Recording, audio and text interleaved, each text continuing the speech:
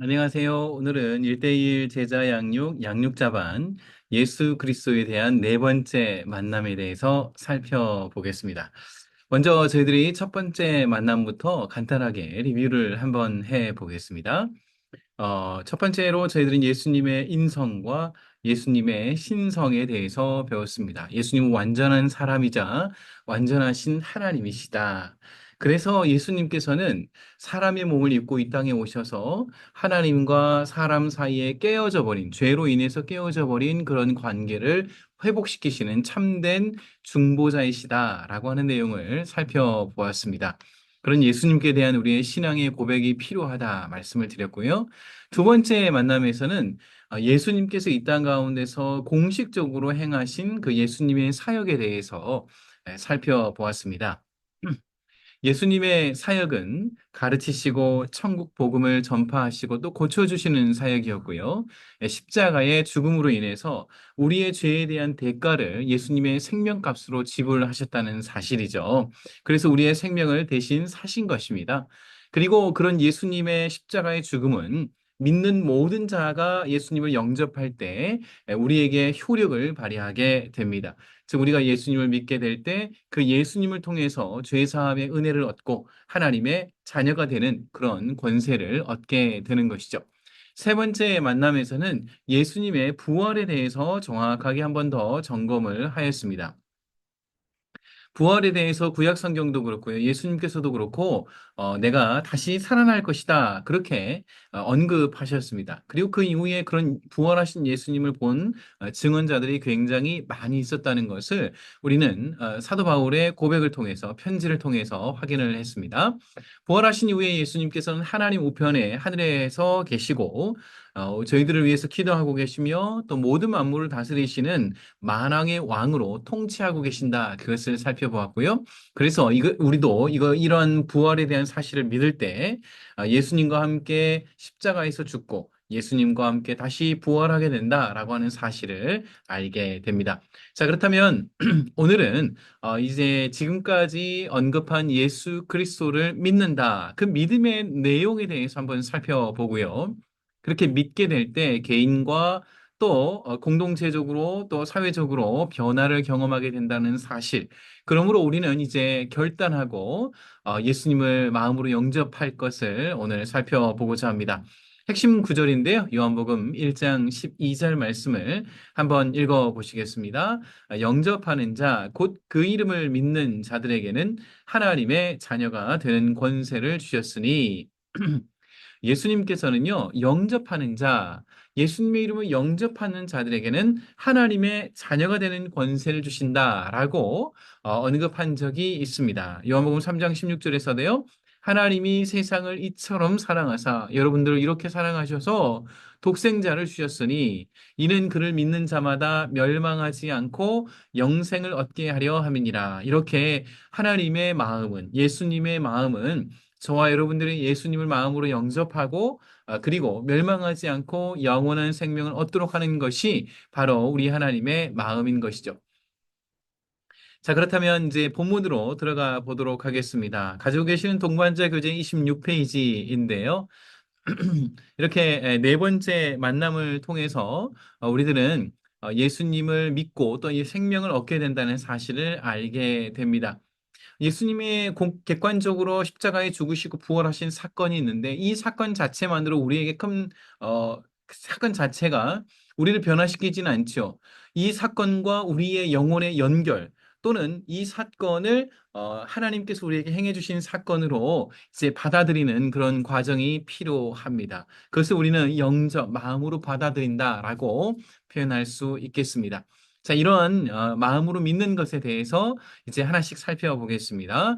요한복음 3장 16절을 읽어보면요. 하나님이 사랑하신 세상은 무엇을 가리키고 어떤 영역을 포함합니까? 하나님이 세상을 이처럼 사랑하사라고 했는데요. 여기는 하나님께서 창조하신 모든 사람들과 모든 자연과 우주를 포함하는 개념입니다. 하나님이 사람의 영혼만 사랑하시는 것은 아니죠. 하나님은 온 인류를 사랑하시고 그들과 사는 자연과 그들이 속한 사회까지도 이 온 세상을 하나님께서 사랑하시고 구원하시기를 원하십니다. 두 번째 질문입니다. 하나님은 세상을 사랑하셔서 독생자인 예수 그리스도를 우리에게 주셨는데요. 그가 세상을 위해 하신 일은 무엇일까요? 두 번째와 세 번째 만남을 복습해 보시면요. 하나님께서 우리를 사랑하셔서 구원하시고자 이 독생자를 보내주셨고요. 그리고 독생자 예수님께서 사람의 이 죄의 문제를 해결하시고자 십자가에서 죽으시고, 그리고 세 번째로 예수님께서 부활하시고 이제 만물을 다스리시는 통치자, 교회의 머리시다라고 하는 내용을 우리가 지금까지 살펴보았습니다. 자, 그렇다면 이와 같은 객관적인 하나님께서 행해 주신 그런 일들을 저희들이 어떻게 해야 영생을 얻게 될까요? 여기서 영생이란 하나님을 알고 그와 함께하는 삶을 말합니다. 그러니까 구원 얻는 그냥 티켓이 아니에요. 이것은 영생은 하나님을 아는 것이다. 이렇게 기록이 되어 있는데요. 영생은 하나님과 하나님께서 보내신 그리스도를 인격적으로 아는 것이다. 이렇게 요한복음 17장 말씀에 기록이 되어 있습니다. 여기서 안다는 것은 친밀한 관계를 의미합니다. 관계가 아주 친밀해진다는 거예요.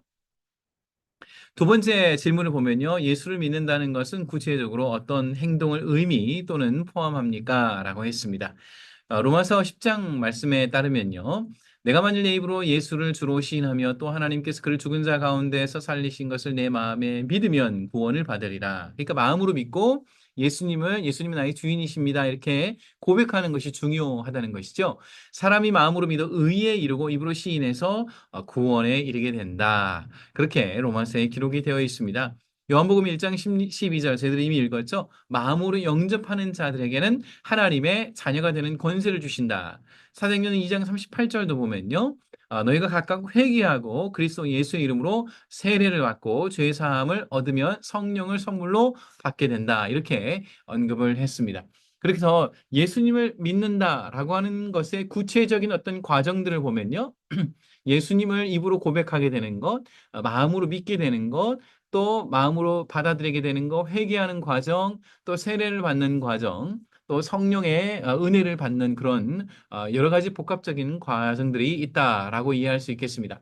자, 그렇게 예수님을 믿게 되면 어떤 변화들이 일어날까요? 요한복음 5장 24절 말씀을 보면요. 내가 진실로 너희에게 이르노니 내 말을 듣고 또 나 보내신 이를 믿는 자는 영생을 얻었고 심판에 이르지 아니하나니 사망에서 생명으로 옮겼느니라. 이것을 저희가 이해하기 쉬운 시제로 바꾸어 보면 현재 상태는 이미 영생을 얻게 된 것이고요. 미래 약속은 심판에 이르지 아니하게 된다. 영원한 사망을 말하는 것입니다. 그리고 과거의 변화는 사망에서 생명으로 옮겼다라고 하는 것을 알 수 있습니다. 자, 이렇게 예수님을 믿게 되면 나 혼자서만 변화되는 것이 아니라 내 주변에도 하나님의 변화의 방향이 있게 됩니다. 첫 번째로 가정의 내용을 보면요. 이제 요한복음 16장 그리고 사도행전이죠. 예, 사도행전 16장 30절 31절을 살펴보면 그들을 데리고 나가 이르되 선생들이여 내가 어떻게 하여야 구원을 받으리까 하거늘 했을 때 이르되 주 예수를 믿으라 그리하면 너와 내 집이 구원을 받으리라 했습니다. 그러니까 내 개인이 구원을 받을 뿐만 아니라 집이 구원을 받게 된다 하는 사실이죠.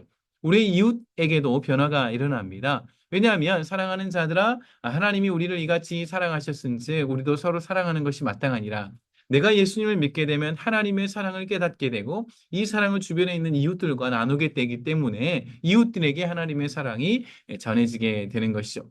사회에도 변화가 찾아옵니다. 마태복음 5장 13절부터 16절까지를 보면요. 너희는 세상의 소금이다. 너희는 세상의 빛이다. 이 세상의 소금과 빛이라는 말은 선한 일들을 행하는 것을 말합니다. 그래서 5장 16절 말씀을 제가 읽어보면요.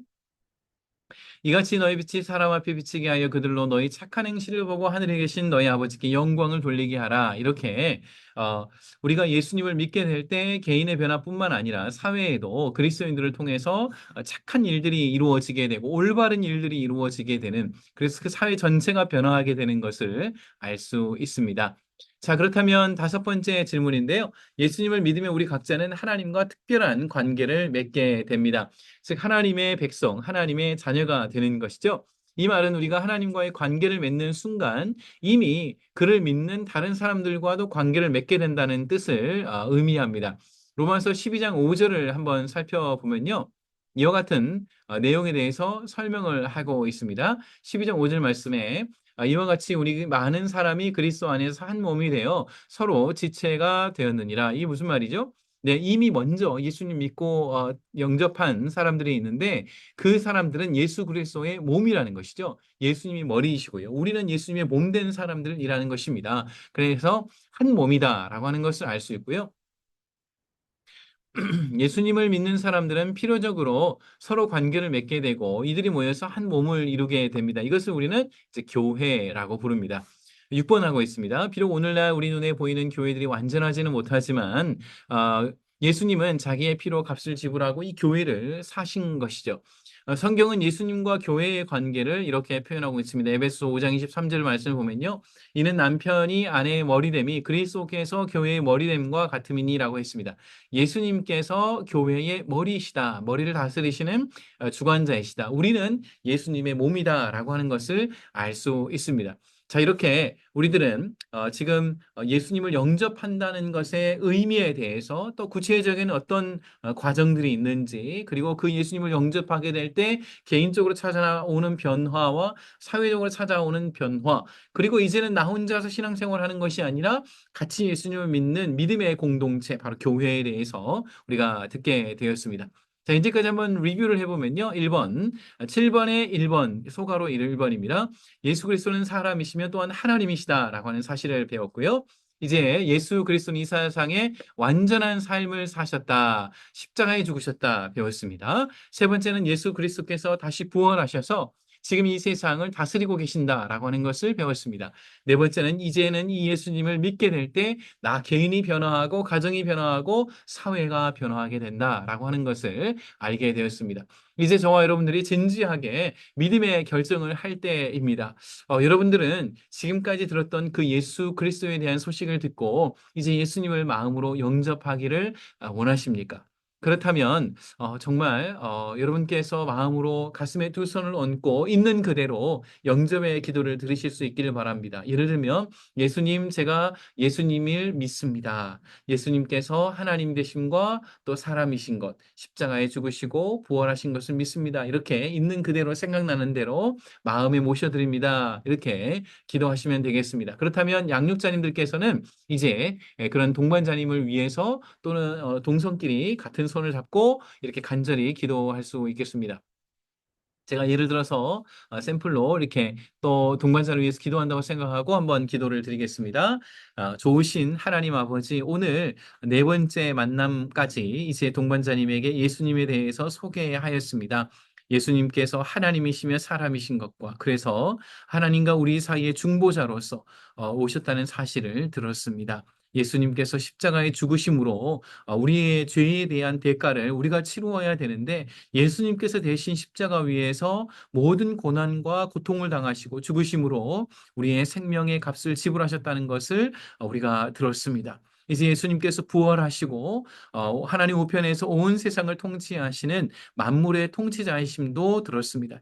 이제 이 예수님을 우리 마음에 영접하기를 원합니다. 또 하나님 이 형제님이 이 자매님 영접하는 것을 통해서 나 자신이 변화하고 교회가 변화하고 또 하나님 가정이 변화하는 그런 변화가 새롭게 되어지는 천국이 우리의 삶에 임하는 그런 복된 삶이 되게 하여 주시옵소서. 예수님의 이름으로 기도드리옵나이다. 아멘. 이렇게 동반자님을 위해서 기도해 주시기를 바랍니다. 그리고 이제 믿는다면 교회에 문의해 주시고 세례 교육을 받고 세례를 받을 수 있도록 안내해 주시면 되겠습니다. 그러면 정식적으로 이제 교회 멤버가 되는 것이죠. 8번 이제 하나님 앞에 드리는 결단문을 기록하는 시간으로 되실 수 있겠습니다. 자, 지금까지 예수 그리스도에 대해 살펴봤고요. 저는 다음 주에 다음 과제로 다음 주제로 찾아뵙도록 하겠습니다. 감사합니다.